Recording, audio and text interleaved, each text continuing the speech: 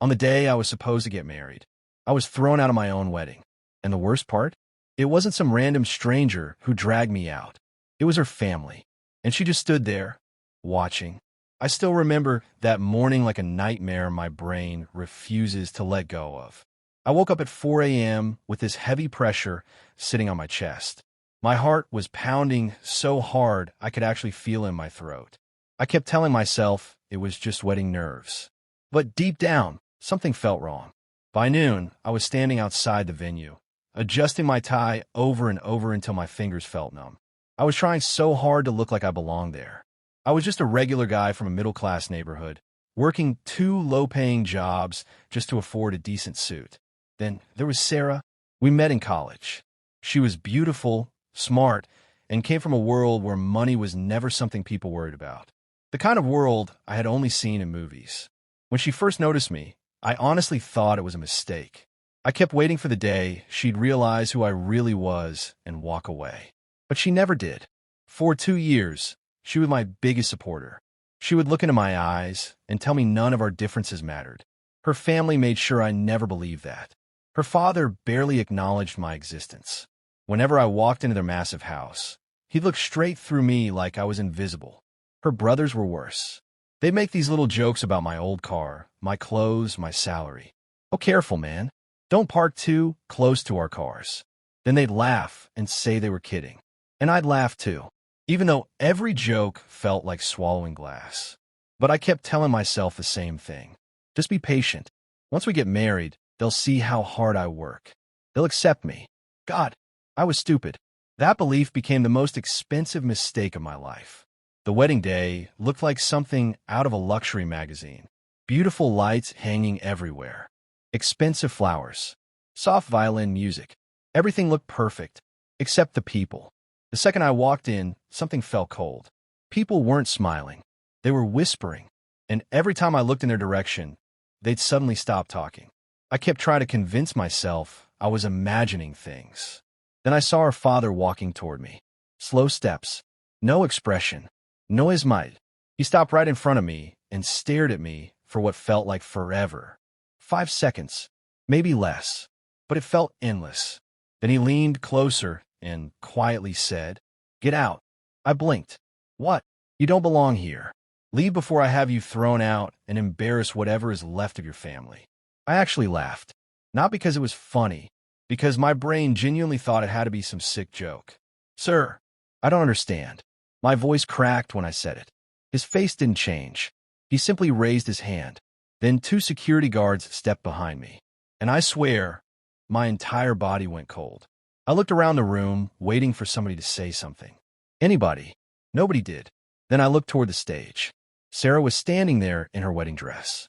I looked directly into her eyes. I wasn't even asking for much. Just one word. One step. One reaction. Anything. For a second, I noticed her fingers tighten around the bouquet. And then, nothing. No tears. No panique. No anger. Just silence. That's when it hit me. She knew. She knew the whole time. This wasn't a misunderstanding. This wasn't some mistake. I wasn't standing at my wedding. I was standing inside a setup designed to humiliate me. The guard grabbed my arms. I felt tears burning in my eyes, but I didn't fight. I didn't scream. I didn't beg. As they walked me through hundreds of staring faces, I heard my suit tear slightly near my shoulder. That sound, I still remember that sound, because for some reason, hearing that fabric rip hurt more than anything else. At the door, I looked back one last time. Sarah was still standing there, still watching, like I meant absolutely nothing. I didn't go home that night. I couldn't face my mother. I couldn't face the questions. I packed one backpack, took my savings, and got on a late-night bus to another city. The next 2 years weren't living. They were survival. Tiny apartment, long shifts, sleepless nights. I worked warehouse jobs until my back felt like it was breaking. Then I delivered food until 3 o'clock in the morning. Some nights I sat on the floor eating instant noodles because I couldn't even afford proper furniture. But every night before sleeping, I'd see Sarah standing there on that stage, doing nothing. The pain didn't destroy me. It changed me. Quietly. Slowly. I got into event management. Funny, right? The same world that humiliated me became the world I wanted to conquer. I started at the bottom, setting up chairs, cleaning floors, handling small birthday parties. But I treated every event like it mattered. I learned everything, saved every dollar, built connections, worked harder than anyone around me. 5 years later, my company wasn't just surviving anymore. We were handling high-end clients across the city. One afternoon, my assistant dropped a VVP booking file on my desk. I opened it, and my heart stopped. The names. It was them. Sarah's family. She was getting married. Again. A week later, they walked into my office. None of them recognized me. Why would they? To them, I was just some middle-class guy they threw away years ago. Now I was sitting behind a massive desk wearing a tailored suit. Her father shook my hand, smiling. Fake as ever. We want the absolute best for our daughter, he said while sliding over a blank check. Money isn't an issue. I looked at him. Then it's Sarah, still staring at her phone, still not looking at people around her. And suddenly, I didn't feel angry. I didn't feel hate. I just felt calm. Complete calm. I slowly pushed the check back. I'm sorry, I said, but your booking is rejected. His smile disappeared. What do you mean rejected? We'll pay double. I looked directly into his eyes. Then I said, 5 years ago, you looked me in the face and told me I didn't belong. I leaned back. Today, I'm simply returning those words. The color disappeared from his face. Sarah looked up. Her eyes widened. For the first time all day, she recognized me. Nobody said anything. They just stood there, embarrassed, speechless. Then they walked out.